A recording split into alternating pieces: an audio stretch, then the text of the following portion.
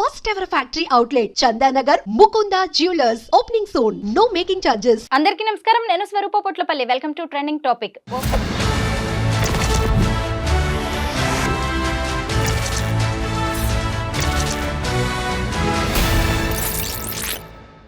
ఓవైపు పోలీసులు బెట్టింగ్ మాఫియాల బూజు దులుపుతుంటే ఇంకొక వైపు ఐపీఎల్ పేరుతో బెట్టింగ్లు నడుస్తూనే ఉన్నాయి. ఇప్పటికే 19 మంది మీద కేసులు నమోదు చేసి విచారణ జరుపుతున్నారు. ఇటు చూస్తేనేమో ఐపీఎల్ మీద కోట్ల కొద్దీ దోపిడీ జరుగుతోంది. ప్రస్తుతం నాతో పాటు Telangana high court senior advocate Edwin Kedasi garu ఉన్నారు. ఆయనతో మాట్లాడి ఈ బెట్టింగ్ల గురించి అనేక విషయాలు తెలుసుకుందాం. సార్ నమస్తే. హలో. చూసారు కదా, ఐపీఎల్ పేరు మీద కూడా బెట్టింగ్ నడుస్తుంది. ఒకవైపు సినీ సెలబ్రిటీస్, ఇంకొక వైపు సోషల్ మీడియా ఇన్ఫ్లుయెన్సర్స్ మీద పోలీసులు ఫోకస్ పెట్టారు, సీరియస్గా యాక్షన్ తీసుకుంటున్నారు. మళ్ళీ ఇప్పుడు అందులోకి క్రికెట్ వచ్చి చేరింది. మీరేమంటారు దీని మీద? అమ్మ, betting it self is a social evil అమ్మ. ఇప్పుడు ఎవరైతే ఇప్పుడు బెట్టింగ్ గురించి మీరు మాట్లాడుతున్నారు కదా, బెట్టింగ్ అన్నారు కదా, బెట్టింగ్ గురించి ఇప్పుడు కొంతమంది ఇన్ఫ్లుయెన్సర్స్, కొంతమంది ఎవరైతే ఎండార్స్ చేశారో, కొంతమంది ఫిల్మ్ స్టార్స్ ఉన్నారు. దాంట్లో ఆ ఫిల్మ్ స్టార్స్ వాళ్ళ ఫ్యాన్స్ ఏమంటారంటే, మా వాళ్ళు బెట్టింగ్స్ని ఎండార్స్ చేయలేదు, స్కిల్ గేమ్ని ఎండార్స్ చేసినారు. When there is money is involved, it's called as betting అమ్మ, it's not called as skilled game, right? అట్లాంటప్పుడు మేము ఎండార్స్ చేయలేదు, మేము స్కిల్ గేమ్నే ప్రమోట్ చేస్తున్నామంటే ఎందుకు పారిపోతున్నారు ఇవాళ? కొంతమంది పాకిస్తాన్ పారిపోయినారు, కొంతమంది ఇండియా విడిచిపెట్టి పారిపోయినారు, కొంతమంది కోర్టులకు వెళ్ళి బెయిల్స్ తీసుకొచ్చుకుంటున్నారు, యాంటిసిపేటరీ బెయిల్స్ తీసుకొచ్చుకుంటున్నారు. ఎందుకు? ఇప్పుడు మిమ్మల్ని చూస్తున్నారు అని చెప్పేసి మిమ్మల్ని, మీరు ఒక ఇన్ఫ్లుయెన్సర్, లేకపోతే మీకు సొసైటీలో ఒక ఇమేజ్ ఉంది అని చెప్పేసి మిమ్మల్ని తీసుకొచ్చేసి మీరు అసలు first of all me social responsibility ఏంటి, మీ మోరల్ రెస్పాన్సిబిలిటీ ఏంటి, మీ మోరల్స్, మీ ఎథిక్స్ ఏమైనాయి? మీరు ఎందుకు ఎండార్స్ చేస్తున్నారు ఇట్లాంటి వాటిని? ఇప్పుడు ఈ బెట్టింగ్, మీరు ఇప్పుడు ఇంతకుముందు బెట్టింగ్ అన్నారు, తర్వాత క్రికెట్ బెట్టింగ్ అని అన్నారు. క్రికెట్ బెట్టింగ్లో కూడా ఇప్పుడు ఇంతకుముందేమో మ్యాచ్ ఎవరు గెలుస్తారు, లేకపోతే మ్యాచ్ ఎవరు ఓడిపోతారు అనే దాని మీద బెట్టింగ్ జరిగేది. కానీ ఇప్పుడు ఏంటి, ఇప్పుడు ఈచ్ ప్లేయర్ మీద బెట్ కడుతున్నారు. ఈ ప్లేయర్ ఎంత స్కోర్ చేస్తాడు, లేకపోతే ఈ ప్లేయర్ ఎన్ని రన్నులు కొడతాడు, ఈ ప్లేయర్ ఎప్పుడు అవుట్ అవుతాడు, బాల్ టు బాల్ బెట్టింగ్ జరుగుతుంది. ఇప్పుడు దీంట్లో నాట్ ఓన్లీ ఇప్పుడు ఈ బెట్టింగ్లో వీళ్ళ టైం కాదమ్మా. ఇప్పుడు ఎంతమంది అయితే ఆ రోజు ఉద్యోగం విడిచిపెట్టుకొని, లేకపోతే ఆ టికెట్లు బ్లాక్లో కొనుక్కొని పోయి అక్కడ కూర్చొని చూసే అంత నెసిటీ వీళ్ళకు ఉందా నిజంగా? ఇప్పుడు ఎంత గ్యాంబ్లింగ్ అమ్మా ఇది కొన్ని కోట్లు దేశాన్ని దాటిపోతా ఉన్నాయి. ఎక్కడికి పోతుంది ఈ అమౌంట్ అంతా? ఎవరు బెట్టింగ్, ఎవరు దీన్ని ఆపరేట్ చేస్తున్నారు? ఆ రూట్స్ ఎవరు కనుక్కోలేరు, దాన్ని ఎవరు కనుక్కోలేరు. నీకు ఒక యాప్ వస్తుంది ఫోన్లో, యాప్ చూసుకుంటావు, ఈ ప్లేయర్ మీద ఇంత అంటే ఈ ప్లేయర్ మీద ఇంత అని చెప్పేసి కట్టుకుంటూ పోతూ ఉన్నారు. కానీ at the end of the day ఎంత మనీ మనది ఇది అవుతుంది, చేతులు దాటుతుంది, మన దేశం దాటుతుంది. అది ఎవరైనా రియలైజ్ చేస్తున్నారా? ఎంత వాల్యుబుల్ టైం మిస్ అవుతా ఉంది. ఇప్పుడు ఒక ఫేమస్ సేయింగ్ ఉందమ్మా, 11 fools ప్లే అని 11,000 fools ఎంజాయ్ అని. క్రికెట్కి అది ఒక పెద్ద పేరు ఉంది. అంటే నేను అగేన్స్ట్ అని కాదు, కానీ ఎంతమంది యువత ఇప్పుడు వాళ్ళకి లేక బెట్టింగ్లలో వాళ్ళ ప్రాపర్టీస్ అమ్ముకొని, లేకపోతే బంగారాలు కుదవబెట్టుకొని, పర్సనల్ లోన్స్ తీసుకొని, డబ్బులు రాక బెట్టింగ్లో పోయి, తర్వాత at the end of the day ఒకసారి డబ్బు పోయిన తర్వాత you cannot even go and complaint to the police, నా డబ్బులు దీంట్లో పోయినాయని. కనీసం బెట్టింగ్ యాప్లో నువ్వు కంప్లైంట్ చేస్తే బెట్టింగ్ యాప్ మీద దెర్ ఈజ్ సమ్ యాక్షన్. కానీ క్రికెట్ బెట్టింగ్కి అసలు అట్లాంటి ఆ ఛాన్స్ కూడా లేదు. ఎందుకంటే nobody is forcing you. నీ అంతటా నువ్వే కట్టుకుంటున్నావు, నీ అంతటా నువ్వే పోగొట్టుకుంటున్నావు, నీ అంతటా నువ్వే విక్టిమ్ అని డిక్లేర్ చేసుకుంటున్నావు. కానీ ఎవరికి వస్తుంది at the end of the day? ఇప్పుడు ఇషాంత్ శర్మ ఆడినా, లేకపోతే కోహ్లీ ఆడినా, సెహ్వాగ్ ఆడినా, ఎవరు ఆడినా కూడా వాళ్ళకు వచ్చే డబ్బులు వాళ్ళకు వస్తున్నాయి. కానీ ఇక్కడ నువ్వు పర్సనల్గా నువ్వు అంత క్రేజ్ పెంచుకొని నువ్వు చేసుకోవాల్సినంత నెసిటీ ఉందా? క్రికెట్ మీద బెట్టింగ్ పెట్టి డబ్బులు లక్షలు కోట్లు పోగొట్టుకోవాల్సినంత నెసిటీ ఉందా? జూదమ్ ఈజ్ అ జూదము, betting or cricket betting, whatever it is, betting is a form of a anti social act, right? Gambling is, దాన్ని బ్యాన్ చేసినారు. అట్లాంటప్పుడు క్రికెట్ బెట్టింగ్ మీద మీరు ఎంత చేసినా కూడా దాన్ని కంట్రోల్ చేయలేరు. ఎందుకంటే జనాలకు ఒక క్రేజ్ అనేది ఫామ్ అయింది దాని మీద. ఏంటంటే ఆ క్రికెట్ వస్తూ ఉంటే అన్నాలు కూరలు తినకుండా టీవీలకు అతుక్కుపోయి, వీళ్ళు గెలిస్తే ఏదో వాళ్ళకి వచ్చినట్టు, వాళ్ళు గెలిస్తే ఏదో వీళ్ళకి వచ్చినట్టు ఎంత టైం వేస్ట్ చేస్తారు. దాన్ని కూడా దేశభక్తిలా ఫీల్ అయ్యే వాళ్ళు చాలా మంది దేశభక్తి ఉన్నారు. కన్నా ఇంకెక్కువ క్రాకర్స్ కాల్చి అసలు ఒక హై లెవెల్ సెలబ్రేషన్స్ చేస్తూ ఉన్నారు. అంటే డూ వీ నీడ్ దట్? ఇప్పుడు మన నేషనల్ గేమ్స్ చాలా ఉన్నాయి, కబడ్డీ ఉంది, ఫుట్బాల్ ఉంది, హాకీ ఉంది. దాన్ని ఎవరు ఎంకరేజ్ చేయరు, దాని గురించి ఎవరు మాట్లాడరు. మరి అది that's too only for men's cricket, not even for girls women క్రికెట్కి దాన్ని అంతా ఇదెవరు ఎంకరేజ్ చేయరు, క్రేజ్ లేదు. ఎందుకు? ఇప్పుడు అదే పాయింట్లో వస్తే బెట్టింగ్స్ని కంట్రోల్ చేయడానికి తెలంగాణ గవర్నమెంట్ దీన్ని ఎప్పుడో బ్యాన్ చేసింది. తెలంగాణ గవర్నమెంట్ బ్యాన్ చేసింది, ఆంధ్ర గవర్నమెంట్ బ్యాన్ చేసింది. Betting is organised from Hong Kong and Mahua islands ఇవి అక్కడ రిజిస్టర్ అయినాయి. Sikkim government, west Bengal government, Goa government వీటిని లీగల్గా ఇచ్చేస్తున్నారు. సో ఏంటంటే ఇక్కడ రిజిస్టర్ చేసి ఉన్నాయి. కేసులు బుక్ అయినా కూడా వాళ్ళ మీద బుక్ అయితే ఇక్కడ ఏం కాదు. కానీ కొన్ని లక్షల కోట్ల రూపాయలు కదమ్మా, ఎంతమంది చచ్చిపోతున్నారు, innocent people are dying. Whatever form of a betting, whether it's cricket or horse or casino or ఈ బెట్టింగ్ యాప్స్ ప్రమోట్ చేసిన వాళ్ళ గురించి చెప్తున్నాను నేను. అంటే వాట్ ఈస్ ఇది వాళ్ళ సోషల్ రెస్పాన్సిబిలిటీ ఏంటి, మోరల్ రెస్పాన్సిబిలిటీ ఏంటి? ఎందుకు అంటే వాళ్ళకి ఈ డబ్బులు రాకపోతే వాళ్ళు బ్రతకలేరా? లేకపోతే ఇప్పుడు ఇంతమంది చచ్చిపోతున్నారు, వాళ్ళ లైఫ్కి ఎవరు రెస్పాన్సిబిలిటీ తీసుకుంటారు? మాకు సంబంధం లేదంటున్నారు. సెంట్రల్ గవర్నమెంట్ అంటుంది, సెంట్రల్ గవర్నమెంట్ బెట్టింగ్ యాప్స్ మీద 28% ట్యాక్స్ వసూలు చేస్తుందమ్మా. గవర్నమెంట్ టార్గెట్ ఈజ్ 14,000 crores దాని మీద, బెట్టింగ్ యాప్స్ మీద. సెంట్రల్ గవర్నమెంట్ దలుచుకుంటే it's a matter of few minutes. ఒక ఓవర్ నైట్లో డిమానిటైజేషన్ చేసిన వాళ్ళు, ఒక ఓవర్ నైట్లో లాక్డౌన్ డిక్లేర్ చేసిన వాళ్ళు బెట్టింగ్ యాప్స్ని చేయలేరా? They want money from betting apps నుంచి some way or the other. ఇప్పుడు ఎక్కడి నుంచి వచ్చినా కూడా మనీ అయితే వస్తుంది. ఎక్కడికి పోతుంది? ట్యాక్స్ ఎవరికి పోతుంది? గవర్నమెంట్కే పోతుంది కదా. ఇప్పుడు మళ్ళీ గవర్నమెంట్ ఏమంటుంది, మీకే తీసుకొస్తుంది. కానీ ఎవ్రీబడి హ్యాస్ టు ఫీల్. ఇప్పుడు ఈజీ మనీ ఎట్లా అవుతుందమ్మా? ఇప్పుడు నువ్వు కష్టపడి చేసి సంపాదించి అసలు అంటే నీ లాస్ట్ మూమెంట్ వరకు నువ్వు తినే వరకు నీకే గ్యారెంటీ లేదు. మనం సంపాదించింది మనం తినే వరకు మనకే గ్యారెంటీ లేదు. అట్లాంటిది ఈజీ మనీ ఎక్కడి నుంచి వస్తుందని ఎందుకు అంత బ్లైండ్గా చేస్తున్నావు?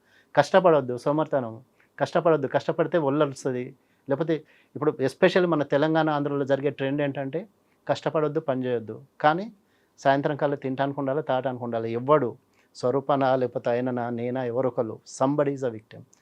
అట్లాంటి టైంలోనే బెట్టింగ్ యాప్స్ ఏంటంటే ఈజీ మనీ వస్తాయి. ఇవాళ కాకపోతే రేపు వస్తాయి, రేపు కాకపోతే ఎల్లుండి వస్తాయి. ఫ్రాక్షన్ ఆఫ్ అ సెకండ్లో, క్లిక్లో, over a period of time, ఒక షార్టెస్ట్ స్పాన్లో క్లిక్ చేస్తున్నావు, నీ మనీ పోతుంది.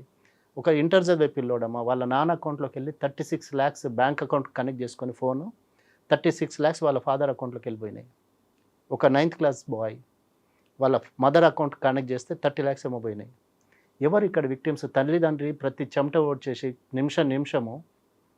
అంటే ఇప్పుడు పిల్లలకు ఫోన్లు ఇచ్చే తల్లిదండ్రులు అందామా, లేకపోతే దాన్ని మిస్యూజ్ చేసే పిల్లల్ని అందామా, లేకపోతే మానిటరింగ్ లేని మన వ్యవస్థను అందామా, ఎవరిని అందాము? ఇప్పుడు దాన్ని కంట్రోల్ చేయడానికే తెలంగాణ గవర్నమెంట్ రీసెంట్గా జియో ఫెన్సింగ్ యాప్ను లాంచ్ చేసింది. In this they have ban 107 ఈ సైట్స్, ఇది మన బెట్టింగ్ సైట్స్ని. తర్వాత ఈరోజు లేటెస్ట్ న్యూస్ ఏంటంటే 19 మంది బెట్టింగ్ యాప్స్ ఆపరేట్ చేసే వాళ్ళ మీద కేసు బుక్ అయింది. 19 మంది మీద. ఎవరైతే ఇన్ఫ్లుయెన్సర్స్ ఉన్నారో, ఎవరైతే ఎండార్స్ చేసినారో, పొలిటికల్ మన ఫిల్మ్ స్టార్స్ కానీ లేకపోతే ఇన్ఫ్లుయెన్సర్స్ కానీ, వాళ్ళందరినీ ఎవిడెన్స్ కింద, వాళ్ళందరినీ విట్నెస్ల కింద పెట్టేసేసి వాళ్ళ మీద కేసులు బుక్ చేసినారు. ఈ రోజే బుక్ అయింది కేసు. అది 19 people మీద మియాపూర్ పోలీస్ వాళ్ళు ఇచ్చేసినారు. సో వీళ్ళు ఏంటంటే ఇప్పుడు వాళ్ళ మోరల్ రెస్పాన్సిబిలిటీ మర్చిపోయినప్పుడు, మోరల్గా వాళ్ళ సోషల్ రెస్పాన్సిబిలిటీ మర్చిపోయేసి, మిస్లీడ్ చేసేసి, ఇట్లాంటి యాడ్స్ పబ్లిష్ చేసి, ప్రమోట్ చేసి, మంచులక్ష్మి అంటది నేను అది చేయలేదని అంటది, ఇంకెవరు అంటారు. ఇంకొక వైపు చూసినప్పుడు సోషల్ మీడియా ఇన్ఫ్లుయెన్సర్స్ లాంటి వాళ్ళ మీద కేసులు బుక్ చేశారు, వాళ్ళని విచారణకు పిలుస్తున్నారు. ఇంకొక వైపు ఏమో సినీ స్టార్స్ మీద ఎలాంటి యాక్షన్ తీసుకోవట్లేదనే విమర్శలు సినీ కూడా స్టార్స్ వస్తున్నాయి. ఒక్కటే కాదమ్మా, ఇప్పుడు ఈ బెట్టింగ్ యాప్స్ ఎవరో కాదు, ఎక్కడో కాదు, మెట్రో ట్రైన్ మీదనే వాళ్ళ పబ్లిసిటీ చేసినారు. మెట్రో ట్రైన్ మీదనే వాళ్ళ హోర్డింగ్స్ వాళ్ళు పబ్లిష్ చేసినారు. షారుఖ్ ఖాన్ ఓపెన్గా ఎండార్స్ చేసినాడు. ఇంకెంతోమంది సినీ స్టార్స్ ఎండార్స్ చేసినారు. పాన్ పరాగ్ తినటం తప్పని అందరికీ తెలుసు. పాన్ పరాగ్, పాన్ మసాలా అంటారు. మరి వీళ్ళకి అంటే ఈ ఫిల్మ్ స్టార్స్ ఇప్పుడు ఏమి ఇన్ఫ్లుయెన్స్ చేస్తున్నారు, లేకపోతే జనాలకు ఏమి సందేశం ఇస్తారు, లేకపోతే వాళ్ళు ఇవ్వాలనుకున్న మెసేజ్ ఏంటి సొసైటీకి? అంటే పాన్ పరాగ్ తిని చావండి అనా, లేకపోతే పాన్ పరాగ్ తినండి అనా? తింటే చస్తారని వాళ్ళకు తెలుసు, వీళ్ళకి తెలుసు, అయినా కూడా ఎందుకు ఇది చేస్తున్నారు? అంటే మిస్లీడింగ్ యాడ్ చేయటం తప్పు అని వాళ్ళకి తెలియదా? తెలుసు. కానీ ఏంటి? ఈజీ మనీ ఎక్కడి నుంచి వస్తుంది? ఇప్పుడు దీంట్లో ఇదే బెట్టింగ్ యాప్స్లో ఈడీ ఎంటర్ అయిందని తెలిసింది.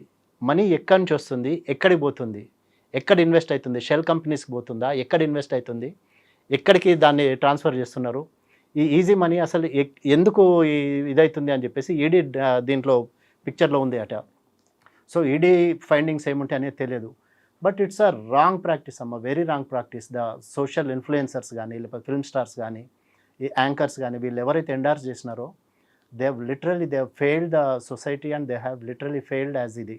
ఇప్పుడు ఎవరు సురేఖ వాణి వాళ్ళ కూతురు ఎవరో, నేను తెలియక చేసిన, సుప్రీత, రైట్, ఆమె అంటా ఉంది నేను తెలియక తప్పు చేసిన, నేను ఐఎమ్ ఎట్ ఫాల్ట్ అని. శ్రీముఖి కూడా పబ్లిక్ ముఖంగా ఇది చేసింది, స్టేట్మెంట్ ఇచ్చింది. బట్ కొంతమంది influence still they are arguing, saying that we are promoting skilled, which is very wrong అమ్మా. అది తప్పు, అది చాలా తప్పు. నువ్వు చేసిందే తప్పు, ఫస్ట్ ఆఫ్ ఆల్ చేసిందే తప్పు. మళ్ళీ నువ్వు తప్పు చేసి మళ్ళీ దాన్ని నేనే కరెక్ట్ అని దాన్ని మళ్ళీ నువ్వు ఇది చేసుకోవటం, డిఫెండ్ చేసుకోవడం అనేది ఇట్స్ రియలీ రాంగ్. ఇప్పుడు నీకు ఉండొచ్చు, సబ్స్క్రైబర్స్ ఉండొచ్చు, లేకపోతే నీకు సబ్స్క్రిప్షన్స్ ఉండొచ్చు, కొన్ని లక్షలు ఉన్నాయి, వస్తున్నాయి నీకు డబ్బులు, చాలా డబ్బులు వస్తున్నాయి. కానీ ఇట్లా this is the other way of earning money which is not good. జనానికి కూడా ఏమైపోయిందంటే పోలీసులు కేసులు బుక్ చేస్తారు, 4 రోజులు ఇది న్యూస్ హడావిడి, తర్వాత అంతా మామూలే అని అంటున్నారు. ఏంటంటే గేమింగ్ చట్టాలు అసలు ఏం చెబుతున్నాయి? గేమింగ్ చట్టాలు ఎప్పుడైనా కూడా గేమింగ్ చట్టాలు అసలు first of all betting it self is ఇది ఫస్ట్ ఆఫ్ ఆల్ మన దేశంలో గేమింగ్ చట్టాలు లేవు. 1857లో ఎప్పుడో బ్రిటిషర్స్ తీసుకొచ్చిన గేమింగ్ చట్టం తప్ప మనకి ఏం లేదు.